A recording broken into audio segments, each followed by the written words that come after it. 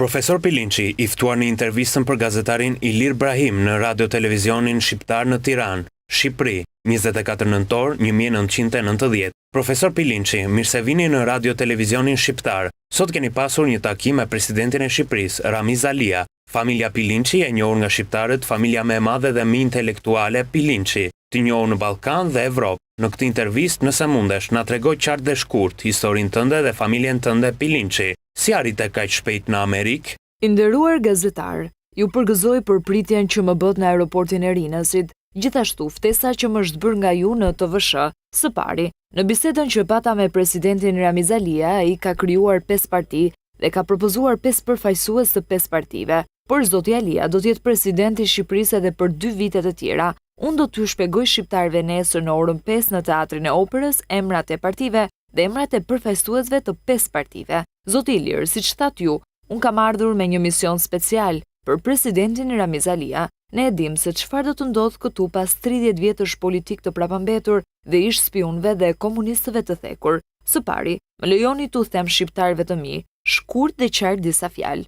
Zoti Ilir, u përgëzoj për ftesën që kam marrë nga ju. I nderuar gazetar, është kënaqësi për mua mes ekranit të televizionit tuaj shqiptar TVSH të jem përballë bashkëqytetarëve të mi shqiptar. Shqiptarët për 47 vjet të torturuar nga komunistët e Tiranës serbo-ruse. E di e kam parë me sytë e mi në kampet e përqendrimit, vrasje, tortura, punonin si sklever për bukë thatë. Erdhi dita e shqiptarëve, por jo plotësisht. Komunistët e Tiranisë serbo-ruse për një kohë të gjatë, dekada, do t'ju ndajnë. Ata së bashku me serborusët do të shpenzojnë miliona e miliarda lek. Edhe ata kanë vjedhur para tuaja për 47 vjet. Do të krijojnë parti të shumta dhe satelit të panumërt, do të ndajnë vëllan nga motra, komshiu nga fqinje, pronarët e pronave të lishme për shumë vite e dekada, do të torturohen dhe abuzohen para gjykatës nga ish prokurorët dhe gjyqtarët e policisë së sigurimit të Tiranës komuniste.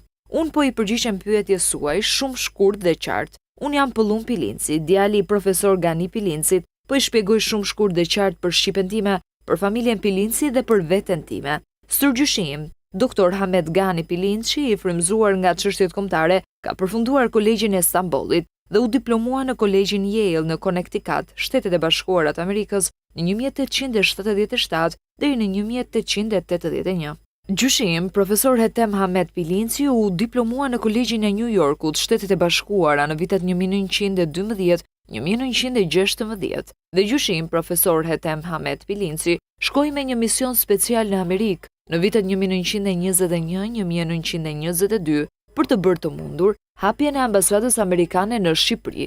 Gjyshim takon mikun e tij të vjetër, zotin Ulysses Grant Smith. Zoti Ulysses Grant Smith, emëruar ambasador në Shqipëri më 22 shtator 1922, gjyshim, profesor Hetem Pilinci dhe ambasadori Ulysses Grant Smith erdhën në Tiranë në nëntor të vitit 1922. Regjimi i komunisto-bolshevik i lindur në Francë dhe i eksperimentuar në Rusinë, leniste, staliniste, bolshevikëve, komunist, i mbyti të gjallë intelektualet rusë në lumin Volga dhe në lindjen komuniste, vrau miliona e miliona intelektual dhe njerëz të pafajshëm, burgosur miliona njerëz të pafajshëm, gra, burra, pleq, fëmijë në kampet e përqendrimit, punonin si sklever në regjimet komuniste botërore. Pas luftës së dytë botërore, dy bolshevikët, Churchilli dhe Stalini, u adhurzojnë Shqipërinë bolshevikëve serbo-rus. Komunistët bolshevikët e Tiranës me komisarët serb Meladin Popivici dhe Dušan Mugosha masakruan, vranë dhe burgosën shqiptarët. Shqipëria u bë kamp përqendrimi me pleq, gra e fëmijë,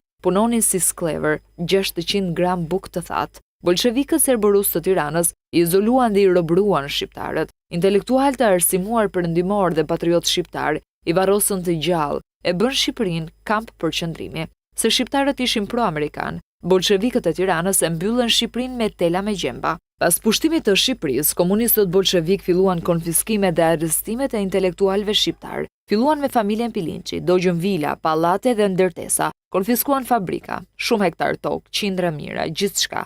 Arrestuan gjyshin tim, profesor Hetem Pilincin, kushërinjtë e mi, vëllezërit e gjyshit, babai im, profesor Gani Hetem Pilinci, nëna ime Zarife Pilinci, 7 muajshe 7 zënë. Unë kam lindur rreth 7 ditë pas arrestimit politik të nënës sime. Linda më 16 prill 1948 në burgun e grave të Maliqit në Korçë, Familja Pilinçi punoi dhe financoi në shekuj për çështje kombëtare. Familja ime Pilinçi u vra me shekuj nga serbët, rusët dhe grekët.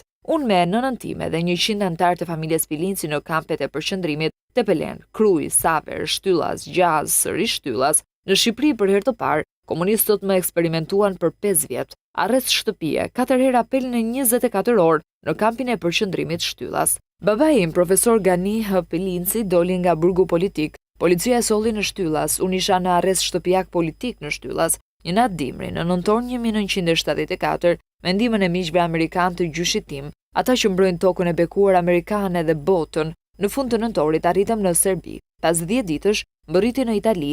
Unë dhe babai im u plagosëm nga sigurimi sekret i policisë shqiptare, pasi u kuruam në Itali, urgjentisht, në fillim të vitit 1975, jemi në Amerikë. Por kur mbërrita në Amerikë, miqtë amerikan të gjyshit na dhuruan një shtëpi 3 katëshe, më financuan shkollën, universitetin dhe kurset speciale.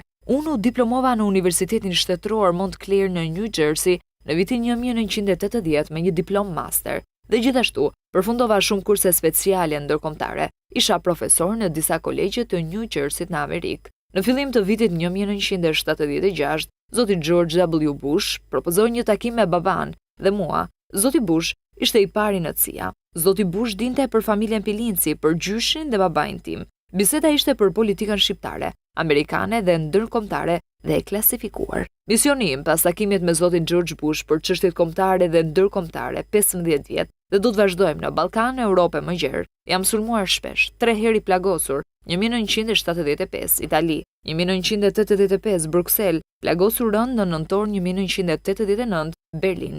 Misioni i inteligjencës europiane dhe inteligjenca amerikane po përdornin çdo plan për të eliminuar regjimin bolshevik komunist, por ishte e pamundur. Ideja dhe plani i mirë i përgatitur nga zoti George Bush në fillim të vitit 1976, Bush ishte i pari në CIA. Ishte e vetmja shpresë. Pra eliminimi i regjimit bolsheviko-komunist, e vetmja rrugë ishte rënja e murit të Berlinit dhe u bë realitet në nëntor 1989. Do vazhdoj me të njëjtin program, mision deri në fund të jetës time, derisa të përfundoj 100% i varur nga politika dhe ushtria amerikane dhe duke ngritur flamurin amerikan dhe shqiptar në çdo cep të Shqipërisë për shekujt në vazhdim. Dhe derisa ta bëj Shqipërinë një Amerikë të vogël në zemër të Europës, do të ruaj fjalët dhe amanetin e babait tim, gjyshit, ambasadorit të parë, Ailezes Grant Smith.